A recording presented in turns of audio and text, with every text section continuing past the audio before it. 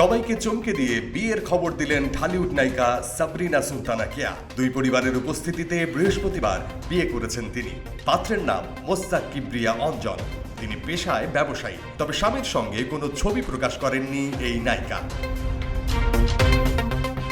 খোঁজ নিয়ে জানা গেছে মোস্তাক কিবরিয়া চিত্রনায়িকা পূর্ণিমার প্রাক্তন স্বামী। 2005 সালের 6 সেপ্টেম্বর ব্যবসায়ী মোস্তাক কিবরিয়ার সঙ্গে প্রথম বিবাহ বন্ধনে আবদ্ধ হন পূর্ণিমা। তার সঙ্গে 2007 সালের 15 মে ডিভোর্স হয়। অন্যদিকে কেয়ারও এটি দ্বিতীয় বিয়ে। এর আগে তিনি আমেরিকা প্রবাসী আলমগীর খান আলমকে বিয়ে করেছিলেন, তবে সেই বিয়ে বেশি দিন টেকেনি। বৃহস্পতিবার মধ্যরাতে বিয়ের খবর জানিয়ে দৈনিক রূপালী বাংলাদেশকে কেয়া বলেন, হঠাৎ করেই বিয়েটা করা, তেমন কোনো পরিকল্পনা ছিল না।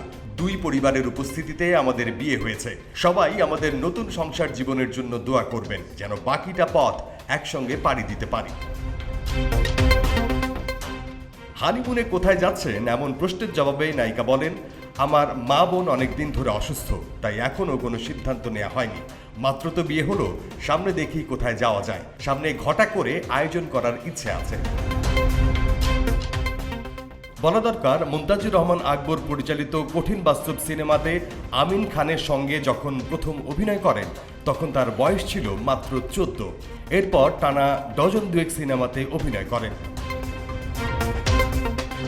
তবে ক্যারিয়ার যখন সাফল্যের চূড়ায়, ঠিক তখনই সিনেমা থেকে অন্তরালে চলে যান অভিনেত্রী। পরবর্তীতে 2015 সালে ব্ল্যাক মানি দিয়ে আবারও পর্দায় ফেরেন তিনি। বর্তমানে মুক্তির অপেক্ষায় রয়েছে কেয়ার বেশ কয়েকটি সিনেমা।